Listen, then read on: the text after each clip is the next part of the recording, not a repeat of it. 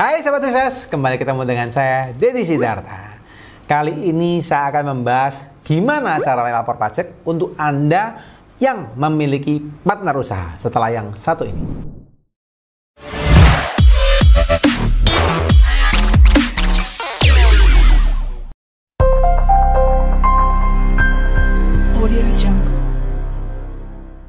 Oke guys, saya hari ini akan membahas menjawab ya pertanyaan dari teman-teman ya yang DM ataupun komen. Tapi ingat saya ini komen ya. Saya nggak ngomong nama ya karena kita rangkum, ada tim kami yang merangkum pertanyaan-pertanyaan dan saya menjawab di live seperti ini ya, di video seperti ini ya. Intinya pertanyaannya adalah gini guys. Jadi beliau tanyain, kakaknya menanyain adalah, Pak mau tanya, kalau online shop omset gitu ya, omset dan keuntungan bagi dua gitu ya.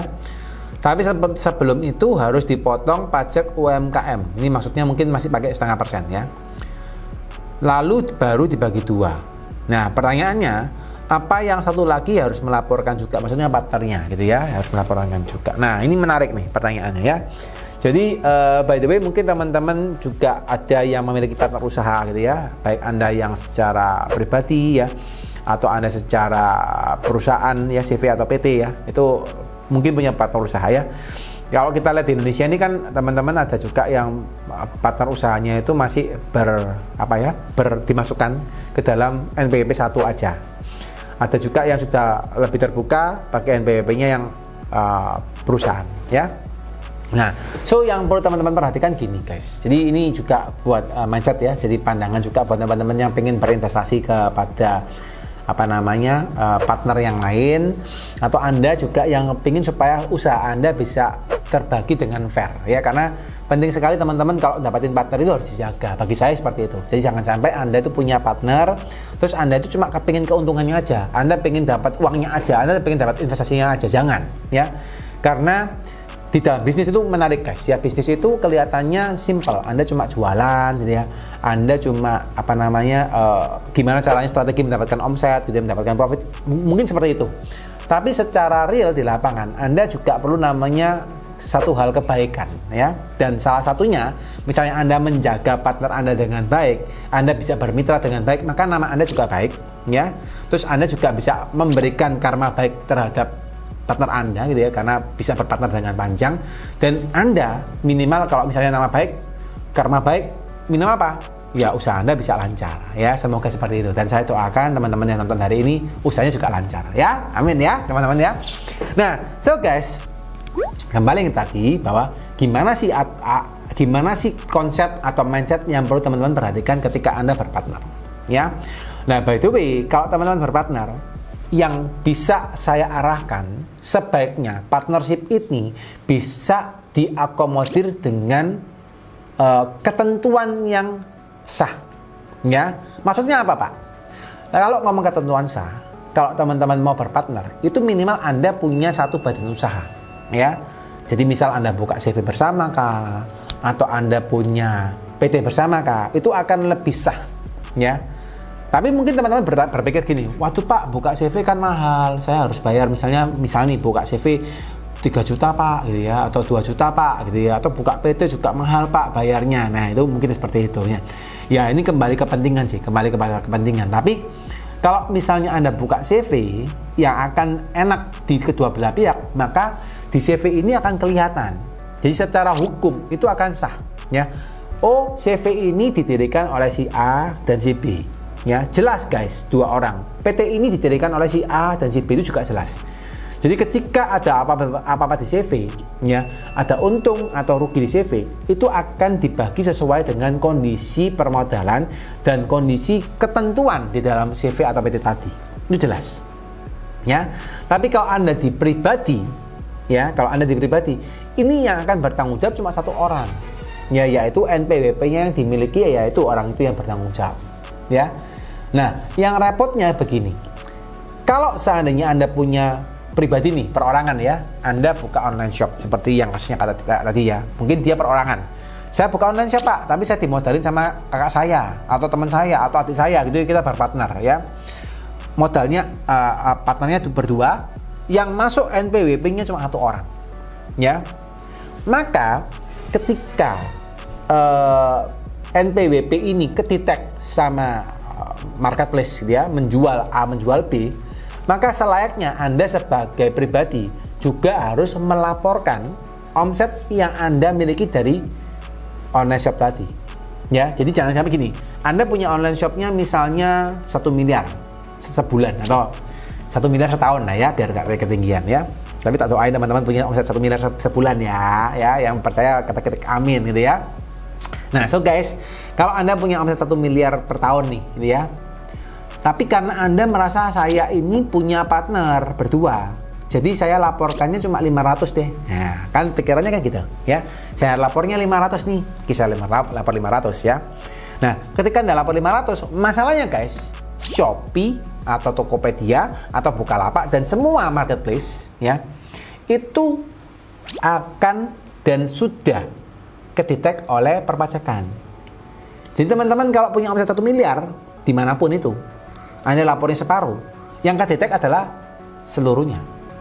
Jadi ketika Anda punya omset dilaporkan 500 juta ya, ternyata Anda punya omset 1 miliar, oke? Yang terjadi adalah orang pajak akan lihat, loh kok selisih ya, kok beda separuh, maka dia akan kirim surat cinta ke Anda, cet, gitu, surat cintanya datang kepada Anda. Oke, sekarang ketahuan nih Anda punya omset 1 miliar, yuk laporkan 1 miliarnya. Nah, Anda ngomong, loh Pak, itu bukan omset saya Pak, itu omsetnya saudara saya, separuhnya. Nah, pembuktiannya mana? Nah, ini yang akan sulit teman-teman ya, akan kesulitan meskipun masih bisa dilakukan. Kalau teman-teman yang masih repot buat CV dan kawan-kawan, ya udahlah terpaksa ya, mau nggak mau saudaranya, temannya juga laporin separuh 500 juta tadi ya. Di 500 juta kalikan 0,5%. Itu masih lebih mending. Jadi Anda buktikan, loh Pak, ini bukan punya saya 100% Pak, ini punyanya partner saya. Nah, Anda buktiin ini NPWP-nya, SPT-nya Anda buktiin. Ya. Tapi akan bagus kalau misalnya saja Anda masukkan ke CV atau PT, akan lebih enak karena lebih jelas ya, masukkan ke CV PT. Nah, berikutnya ya, ketika ngomong sudah dilaporkan berdua maka aman, lebih aman lah ya, dan hartanya dilaporkan berdua itu akan lebih aman ya. Tapi kalau masalahnya Anda sudah laporkan di Anda semua, bayar di Anda semua, maka si partner Anda itu yang susah. Kenapa susahnya? Karena gini guys, ketika Anda laporkan semua 1 miliar ya, untungnya 30%, Anda punya 300 juta. Oke, secara SPT Anda aman 300 juta. Tapi ketika Anda mau bagi keuntungan 300 juta ini kepada partner Anda bagi separuhnya, bagi 50%-nya, Anda beri 150 juta kepada partner Anda ini tidak bisa mengakui secara legal di pajak. Maka dia harus lapor ulang ya 150 jutanya. Dan akhirnya apa? Anda punya pembayaran pajak double guys. Ya, jadi perlu diperhatikan kalau kondisi seperti itu tidak menguntungkan semuanya. Ya. Kalau Anda di CV atau PT lebih enak. Kenapa? Karena Anda bayar di CV atau PT jebret ya, bayar pajaknya. Terus habis itu apa? Keuntungannya tinggal bagi ke partner Anda. Nah, ini akan lebih enak karena partnernya tinggal terima. Oh ya wis, sudah dipotong pajaknya sama PT, sudah dipotong pajaknya oleh CV. Jadi sayanya aman, tinggal terima dan tinggal Anda laporkan ke dalam perpajakan Anda. Nah, itu yang gampang guys. Jadi Anda nggak perlu pusing, Anda tinggal laporkan saja, aman. Ya, nah ini mindset atau konsep yang perlu teman-teman pahamin ketika Anda berusaha ya. Kalau memang usahanya sudah semakin besar ya, kalau misalnya omsetnya oh Pak barusan 100 juta Pak setahun, nah ya nggak usah dipikirin, lapor aja sendiri-sendiri ya, mungkin tidak terlalu beresiko ya, mungkin saya ngomong mungkin karena tidak ada yang tentu ke depannya. Tapi kalau udah omsetnya ngomong saja setahunnya sudah 10M ya, setahunnya 20M misalnya ya, karena banyak orang-orang yang di luar sana juga pakai marketplace omsetnya gila-gilaan ya, 20M Pak setahun Pak gitu ya, atau lebih ya dari 20M. Maka saran saya teman-teman, kalau Anda memang berpartner, pakai langsung NPWP tadi ya, CV atau PT ya, supaya teman-teman bisa lebih jelas ya.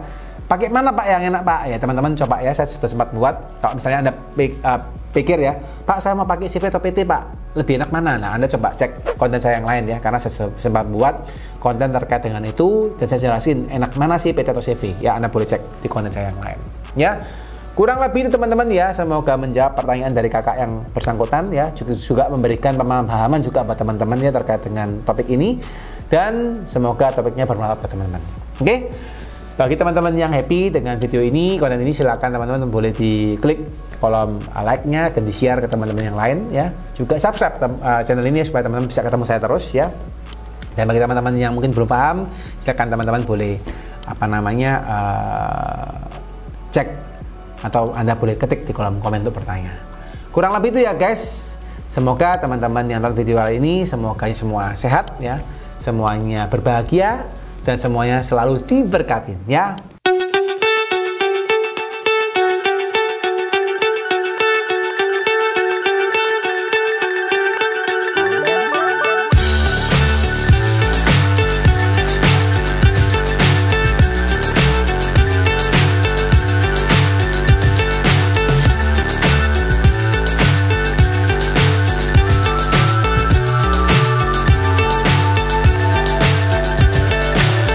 So high I'm hypnotized. What's up is down, what's left is right. Chasing stars and holding you.